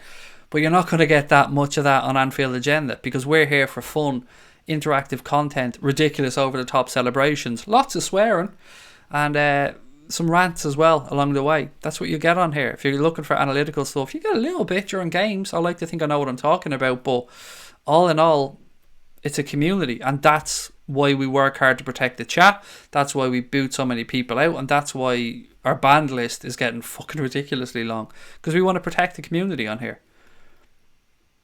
Hopefully we're tapping up Maddison, said Jenna Wilson. He's a good player. I do like Maddison. What else we got? I hope United get Poch. I don't. Obviously, you know why, Kai. I think you'll understand why I don't, because I rate him as a manager. Subi said, Craig, you deserve a week or two's rest. I'll get rest, mate. I've got a trip coming up as well. I have another holiday in October. But yeah, thank you, mate, for the kind words. Can you explain what Bobby Duncan's done, please? Yeah, really quickly. Bobby Duncan himself, Liam, not really much that I've seen. He did seem to remove Liverpool or all information around Liverpool from his social media accounts. But the main problems here today, Liam, mate, has been with his agent. His agent has come out and absolutely berated Liverpool and Michael Edwards, saying that Liverpool have lied to him and Bobby Duncan, that they are forcing him to stay against his will, that they are bullying him, and that his mental health is suffering as a result of that. Jamie Carragher and this agent have got into it a little bit on Twitter today as well. But most importantly and most disturbingly, some tweets were uncovered by people from, let's say, LFC Twitter, shown that the agent really seems to be a scumbag underneath it all with regards to the way he conducts himself. So there's some homophobic tweets that are after being surfacing. There's been some sexist tweets. There's been some stuff belittling Jesse Lingard and saying that basically he has, well, not basically, I think he said he had a screw loose. So you've had digs at mental health there. You've had digs, he slagged Moroccans at one point as well. Stuff that you don't expect to see from a professional, mate, who is guiding the career of a young footballer. That's basically a shortened version of it, Liam, mate. But Yeah, it's not good. It's not looking good at all. The club released a statement, and I'm going to read the club statement again because I want to give the club that time, whereas I couldn't give a shite about the agent. So the club said in response, Liverpool Football Club is aware of and disappointed by the unattributed comments and unfounded allegations that have been made in the media regarding one of our players. As the interests of the player in question are not best served by either inaccurate speculation, inflammatory statements, or public discourse, we will be making no further comment. We will, however, continue our efforts to work privately with the player to find a resolution in the best interests of all involved. Thoroughly professional, as you'd expect from a club like Liverpool. Do stuff behind closed doors, make sure Bobby Duncan's okay. We do want to reiterate that fact. If Bobby Duncan is indeed suffering issues around mental health, then I'm sure the club will give him every assistance that they possibly can, as they rightly should. I hope his head gets clear, Craig. Prayers with you, mate. Thank you, mate. My problem, mate, is not with, like, people often say to me, don't worry about the trolls, don't worry about stuff like that. It's never the trolls that get to me. My battle in life, ladies and gents, has been with myself. My battle is with my own head. It's never with anything anybody else says to me. When I started making content, I knew I was putting myself out there to be judged and slagged off and whatever. That's par for the course. I understand that. My problem has always been with me. I'm my own biggest critic, and if I come off a stream and I'm not feeling happy about how it went, it can take me a full day to get over that. Yeah, but that's me, and I've been open about that from day one, and I will continue to be open about my own personal struggles, because I know a lot of you guys out there are going through the same, and I want to let you know how much you've helped me, and how much I love you for it, and how much I'll be infinitely grateful for all your love and support. It allows me to come on here and do what I do. Without you guys, I wouldn't be here. So nothing but love, ladies and gents. Nothing but love. Look, what do you think we bring it to a close? Another long stream tonight. I've had a lot of fun. If you guys have enjoyed the stream and you haven't subscribed to the channel yet, please do hit that button and give us a thumbs up. I will be back tomorrow at 5 p.m. with the Champions League draw. We'll be live streaming that one, so I hope you can join us for that. We'll see who the Reds will get drawn against. Just a reminder, we are in pot number 1 as the defending champions of the European Cup, and we'll be back tomorrow night then at 9:30 as well with the late night agenda, where we'll have a look ahead to the Reds game against Burnley on Saturday, go through team selection, predicted scores, all the usual fun stuff that we do, ladies and gents. And I won't be here on Friday then, I'll be taking that off. So I will chat to you good people tomorrow at 5 p.m. I hope you can join me for that, and we get to see who the Reds are playing in the Champions League. For those of you that are joining us really, really late, Liverpool have been drawn away to MK Dons in the third round of the Carabao Cup. So keep that day free in your diary as well. Look, thank you very much, ladies and gents. As always, take care of your families, tell your loved ones that you love them, and up the motherfucking Reds.